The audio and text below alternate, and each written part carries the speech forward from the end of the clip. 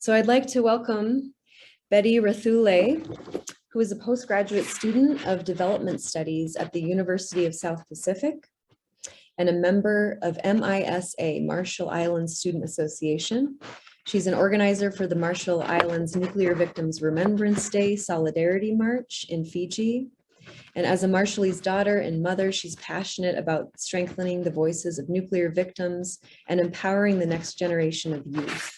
So welcome, Bedi. Thank you so much for being here. Hello, thank you so much for having me today. I'll just go ahead and share my presentation here.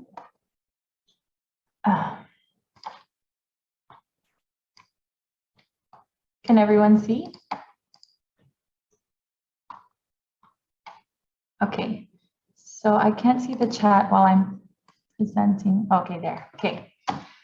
Well, Iapwe, Bulavinaka, and a Pacific greeting to you all from Suva, Fiji. I would like to thank the organizers for putting this webinar together and inviting me to participate, and thank Dr. Chip for his wonderful words that he sent to us so far. I'm really excited to hear what the other presenters have for us today. But my name is Bedi Racule from the Marshall Islands, and I'm a member of Marshall Islands Student Association, as Eileen has said, or MISA, at the University of the South Pacific. Our campaign, MISA for the Pacific, carries the motto, "My fish is your fish," as a reminder that the ocean connects us all. It emphasizes our interdependence and solidarity in the pursuit of a nuclear-free and independent Pacific. Today, I am here to talk to you about nuclear testing in the Pacific. So in 1946, 1 year after the Hiroshima bombing, the US began testing nuclear weapons in the Marshall Islands. Over the next 5 decades, more than 315 nuclear explosions were conducted across the Pacific region by France, Britain, and the United States. In 1952, Britain began testing on the indigenous land of the Angangu people in Australia. In 1957, Britain also began testing over Malden Island and Kiritimati Atoll, today the Republic of Kiribati. From the 60s well into the 90s, France conducted 193 nuclear tests in Fangatofa and Mururoa atolls in French Polynesia. If you look at the map on the bottom right, you can see that these tests were spread out all over the region. In the Marshall Islands, the US detonated a total of 67 thermonuclear weapons. On March 1st, 1954, a hydrogen bomb, codenamed Castle Bravo, exploded on Bikini Atoll in the Marshall Islands. It was the largest ever nuclear weapon detonated in the Pacific and was 1,000 times stronger than the bomb at Hiroshima. Although Castle Bravo was the largest megaton bomb, there were other large bombs tested. The atmospheric yield of the bombs detonated in the Marshall Islands is equal to the size of 7,000 Hiroshima bombs. The fallout from nuclear tests in the Marshall Islands affected the nearby atolls, especially Rongelap Atoll, which was still inhabited, as well as a nearby Japanese fishing vessel, the Lucky Dragon. Survivors from Rongelap recall playing in the ashes of the fallout, which drifted into their homes and water supply. They put it in their hair like soap and shampoo. The children thought it was snow and ate it, and people became violently ill. Days later, their hair began to fall out and their skin and organs were poisoned from the radiation. Lemio Abon recalled, "Our drinking water turned yellowish and the food was bitter and tasteless." The people of Bikini, whose island was used for testing, thought they would return in just a few days or weeks. Decades later, the Bikinians still live in exile because their home is completely radioactive. These nuclear refugees were provided a crowded settlement with poor facilities which lacked adequate provision for food, water, sanitation, and health. US officials made many claims to cover up the true impacts of the tests. For example, they said an unexpected wind shift caused the fallout to spread beyond the intended areas.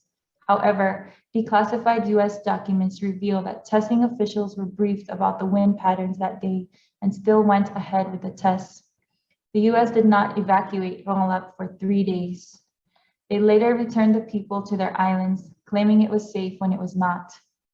It was eventually revealed that the Brookhaven National Laboratory stated in a report that leaving the people on Rongelap on the contaminated atoll would afford valuable data, radiation data on human beings. Essentially, our people were lied to and used as guinea pigs for human experiments. The people of Rongelap pleaded to be evacuated for 30 years until Greenpeace stepped in to do so, as shown in these photographs. Similar stories have been shared all over the Pacific. Many of the victims of these tests have not received any acknowledgement, apology, or compensation for the violence they have endured, because nuclear testing is violence. Those who live in these regions or have been exposed to fallout have been found to possess higher rates of cancer, including leukemia and thyroid cancer. After the testing, women suffered higher rates of miscarriage and began to give birth to babies with no bones and no eyeballs, who died just hours after birth. They were called jellyfish babies. Additionally, reef damage caused by the nuclear explosions resulted in an increase of toxic algae, which accumulated up the food chain and poisoned the people eating it. These tests were conducted without the consent or understanding of negative consequences that they would have on our people, similar to those shared by Dr. Chip. The Marshallese people were told the test would be done for the good of mankind, but we didn't know what that meant. Pacific nuclear victims still carry the physical, emotional, and environmental scars of nuclear tests performed on their islands.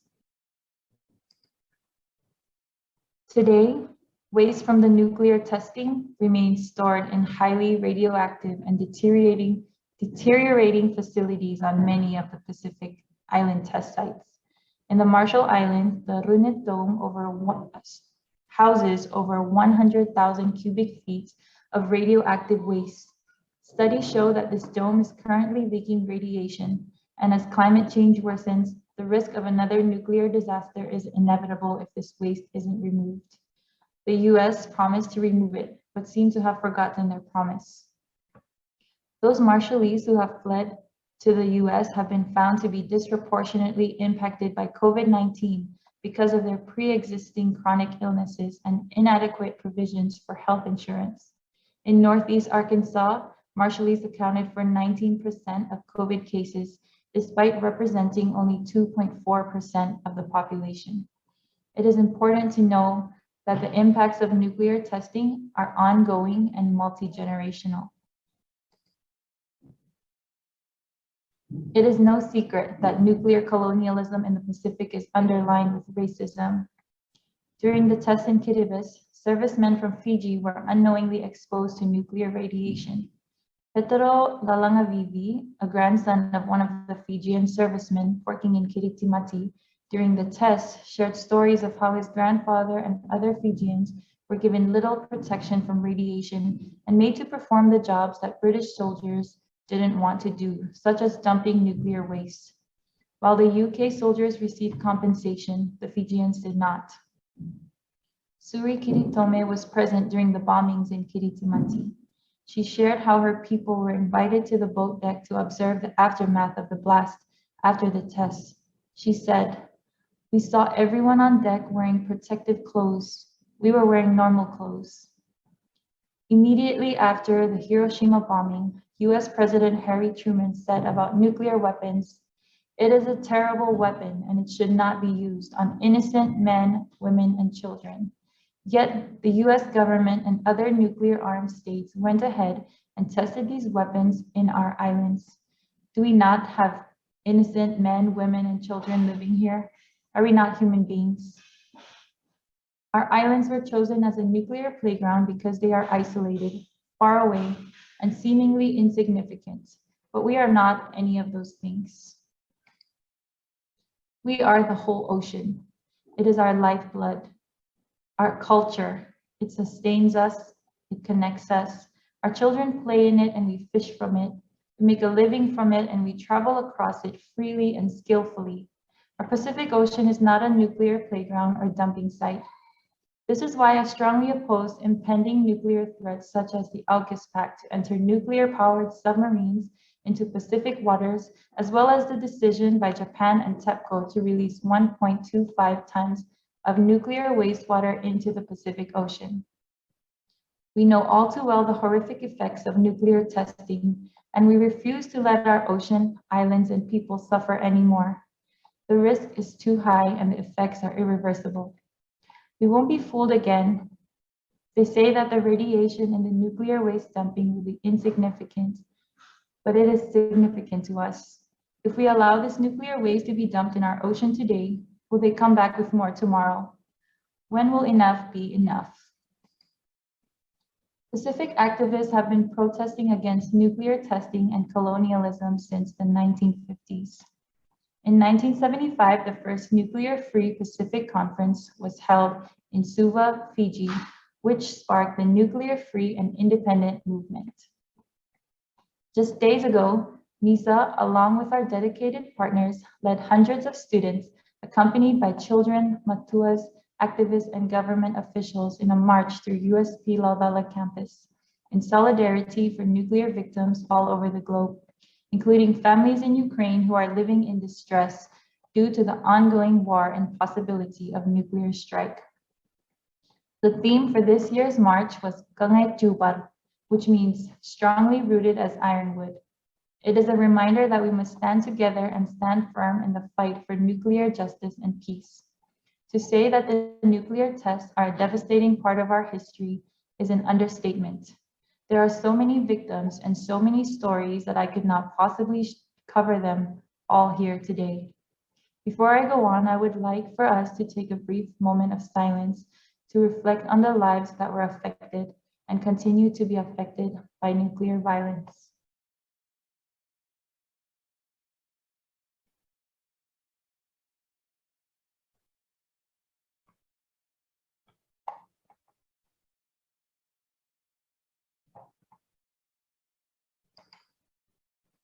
Thank you. The more I learn about these nuclear issues, the more I fear for the future of my island and my children. I can't imagine telling my son that he can no longer play in the ocean, or my daughter that we can no longer prepare our favorite meals from the sea. To close, I would like to read a poem by artist Luisa Tuilao from Young Solwara, Fiji, entitled Bravo. The poem references the bomb Castle Bravo, which was detonated in the Marshall Islands. However, I believe that the pain and hurt within this poem echoes throughout every Pacific nation who carries the wounds of our collective nuclear legacy.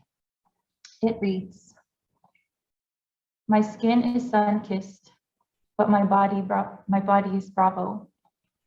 Bravo, that's what the outsiders say for well done. The Italians think it means brave, but you know what I think?